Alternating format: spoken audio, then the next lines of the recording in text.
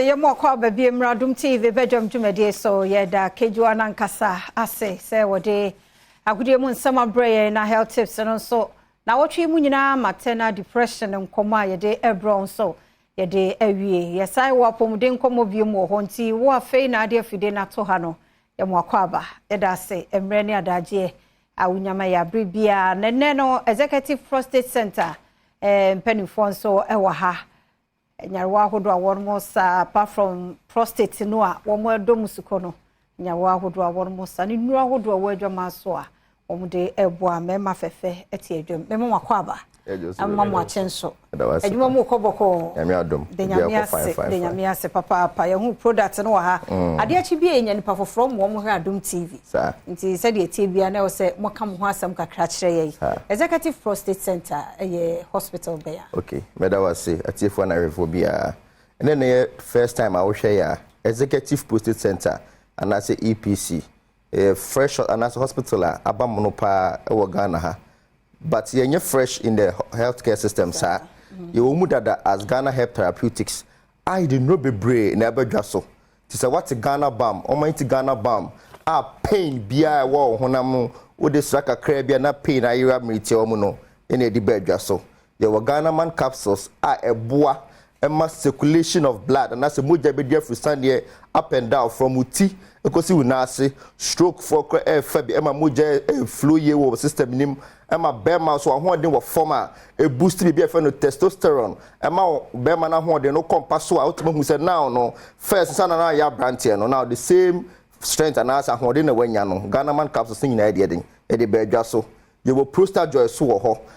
prostate disorder bia and found say the inflammation of the prostate I cause a prostatitis and as a benign prostatic hyperplasia commonly I cause a prostate enlargement would the Jones problem now war de bia na jo koda wo be Jones sa wo Jones so a wo feeling say nya na de aba I say bia katwe you bema na wo chima say na Jones na aba obi kwa de na akokodu say ya shen catheter and as a rubber ye do mutu prostate joy so na sa na ma ni nyina de afiwa ma ono ye na de ye de be adwa so ne will save 500 or so where you say the almighty immune system booster a boapa when the pedianim a boost immune system ama infections be our fight and found this as chlamydia gonorrhea syphilis with the one no antibiotics are enko but to say 500 no meteor woman infections now be say we koni na de every amount no ye na de the bad so dog mean no product na wa ha but na my line up no sabe pepe see starting from Ghana man capsules no yes we na boa bema pa e boa ma ahusu efe no testosterone no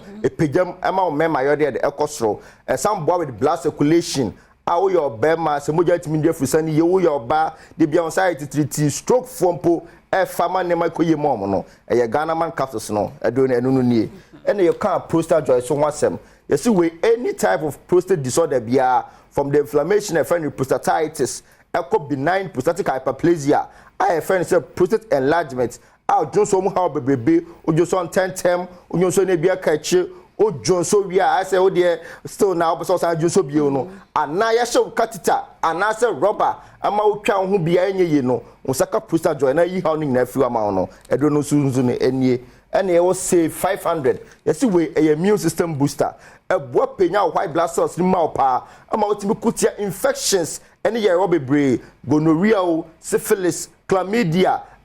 infections are wako enko ayeko cram wo de one antibiotics are who pharmacy gra na so ti yakwa ne antibiotics ama no we do no I say 500 no and ho asem na me kai and ye kan crypto 400 so ho asem you see we a malaria dro unya malaria we test kwani ese malaria parasite bi omo janima usaka we pe 3-day course pe na honam nyina na adwodwo no anase malaria na achiw na free ho no nyina no ho adonie na almighty Ghana balm no adowe ne ese pain bia woni paduan no usaka bia wo de tikitua bi na fa swaswa ho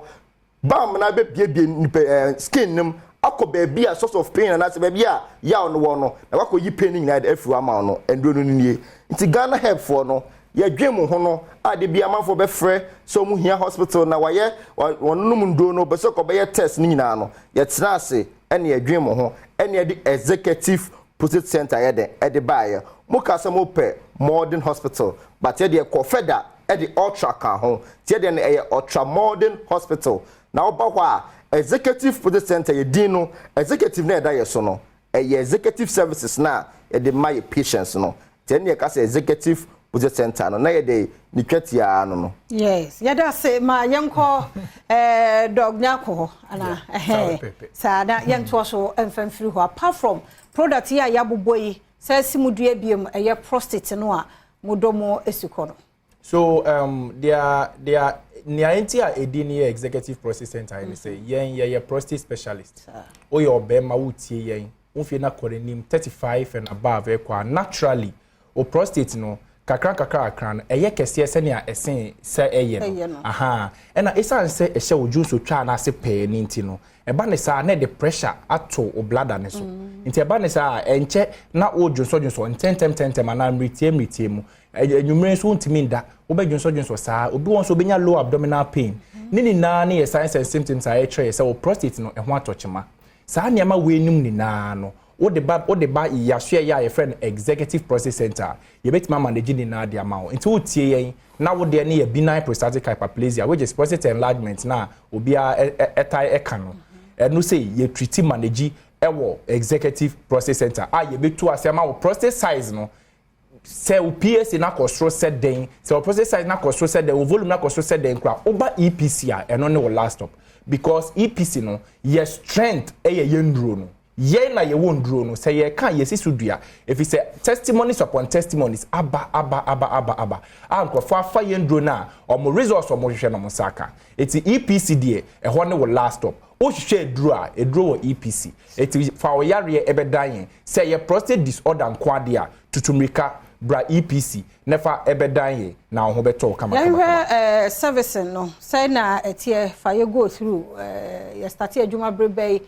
from weekday to what day na afi obi person oba yaresa otimi aba wonderful eti no EPC de ye dream ho nti no ye adwuma Monday to Saturday 8 a.m. to 4 p.m. Memne that day 9 a.m. to 1 p.m. oba a doctors for ekukudam nurses ekukudam lab technicians ekukudam and scan technicians ekukudam kwane wo na ye ho no yesan say ye wo ultra modern machines intino oba lab tester ye be ya ma no e dance kra ebe yi wo yare biara a ehinta edi senia ye betimi di yenduro papa no aka ama o resource a wo hwehwe no saka ye wo scanners inso kama 3D scanners in fact a very modern scanner eti ye de no say ye catch us prostate size ni ye say ya